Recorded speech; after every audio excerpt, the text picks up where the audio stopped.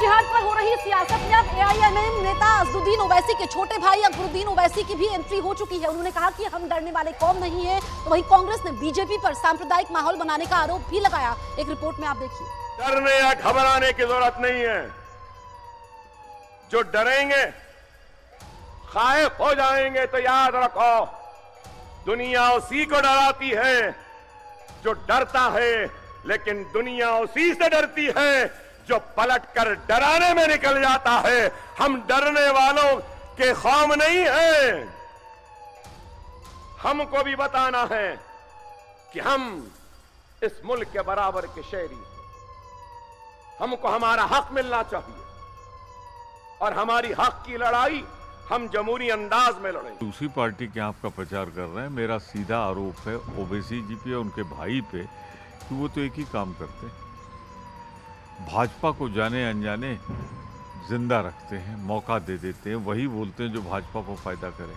तो ये तो भाजपा का सांप्रदायिक माहौल बनाना पुरानी आदत है। इसके सिवा वो जिंदा नहीं रह सकते। ये उनकी आदत।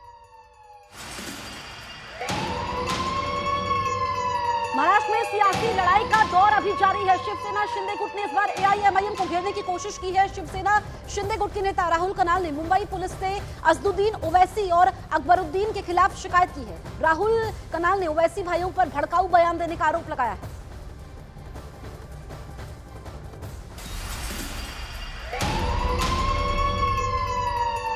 झारखंड में घुसपैठ के मुद्दे को लेकर बीजेपी लगातार हमलावर है। बीजेपी के राष्ट्रीय प्रवक्ता गौरव भाटिया ने इसको लेकर विपक्ष पर जोरदार हमला बोला है। गठबंधन पर बड़ा हमला किया है। गौरव भाटिया ने कहा कि विपक्ष का गठबंधन घुसपैठियों के साथ इलू इलू कर रहा है।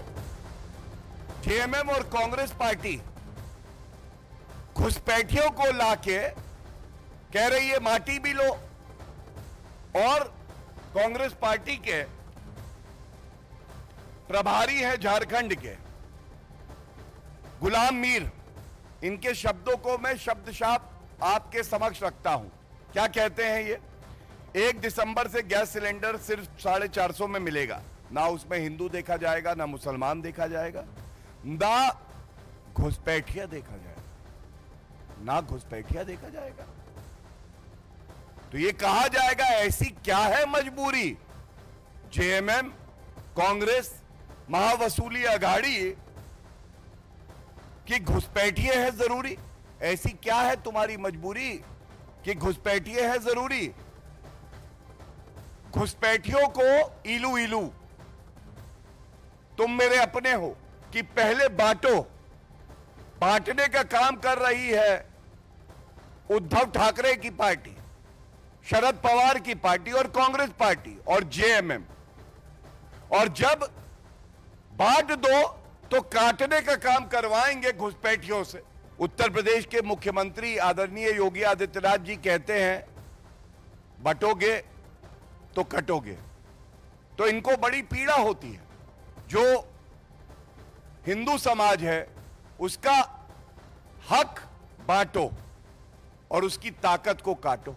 जो नागरिक हैं, जो हिंदू हैं, जो बहुसंख्यक हैं, उनका वोट बांटो और इनकी संस्कृति को काटो।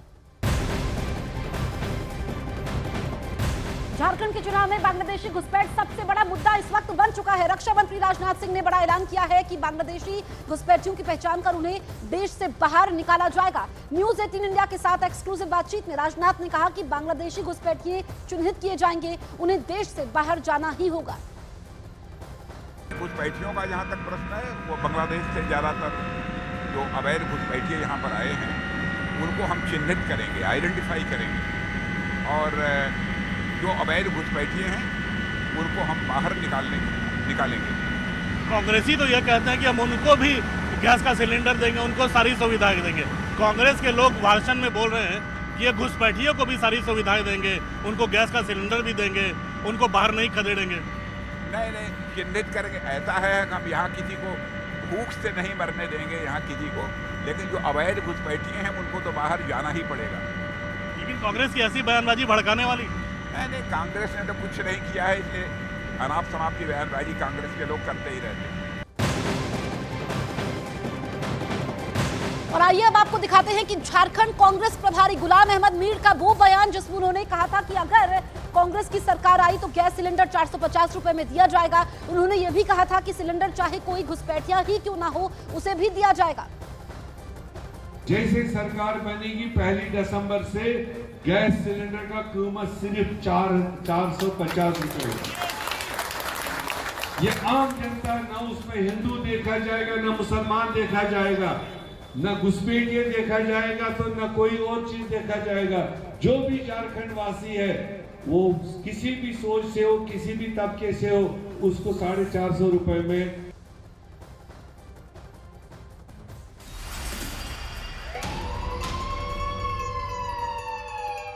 झारखंड में घुसपैठियों को सब्सिडी के साथ सिलेंडर देने का वादा करने वाले कांग्रेस के प्रदेश प्रभारी गुलाम अहमद मीर को लेकर विवाद अब बढ़ता ही जा रहा है।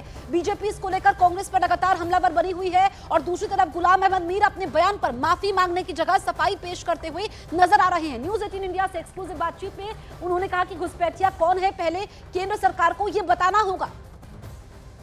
हमारे साथ मौजूद हैं कांग्रेस के झारखंड प्रभारी गुलाम अहमद मीर साहब।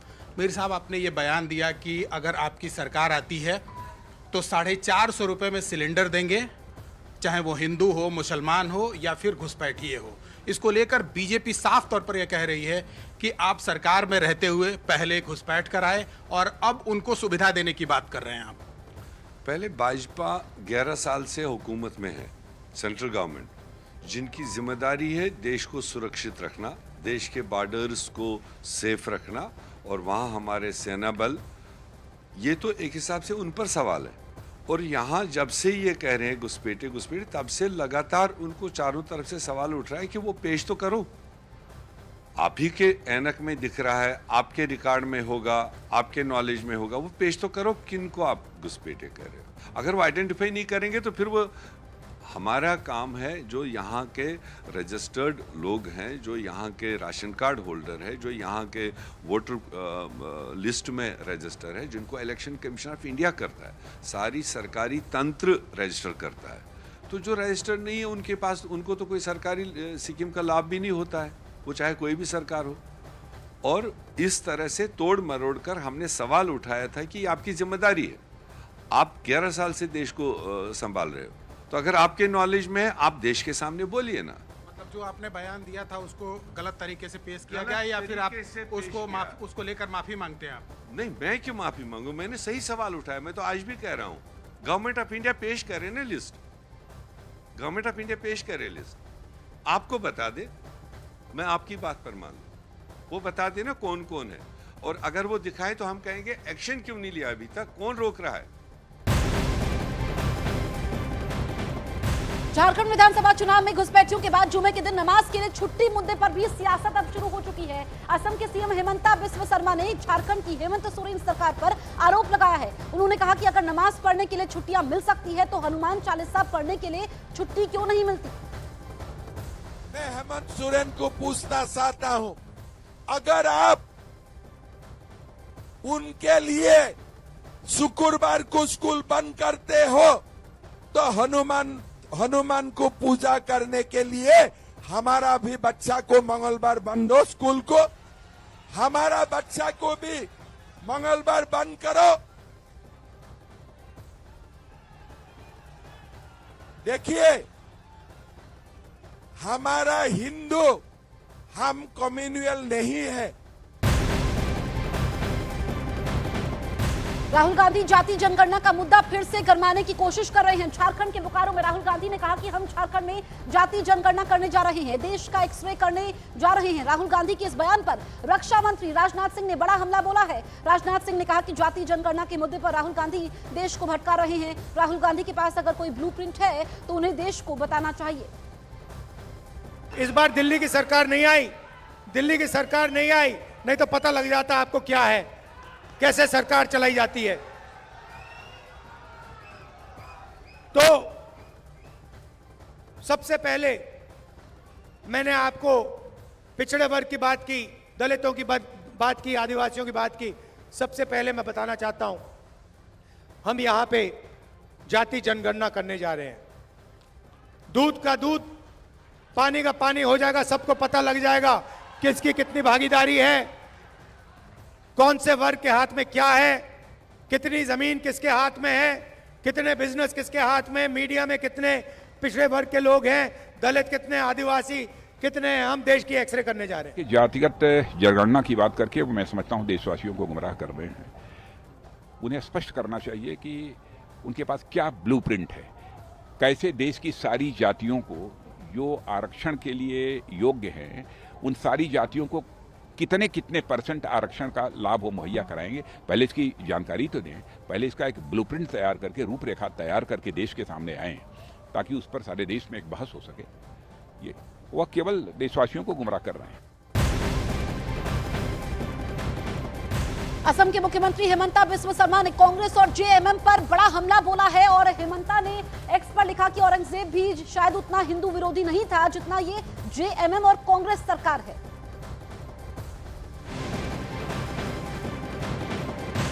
कांग्रेस नेता राहुल गांधी के हेलीकॉप्टर की चेकिंग हुई। महाराष्ट्र के अमरावती में आज राहुल गांधी के हेलीकॉप्टर की जांच की गई। यहां पर बड़ी जानकारी ये सामने आई है कि इलेक्शन कमीशन की टीम ने राहुल के हेलीकॉप्टर की जांच की है। कल भी हमने देखा था कि वहां पर उनका हेलीकॉप्टर रुका रहता है जिस पर सियासत गर्मा जाती है।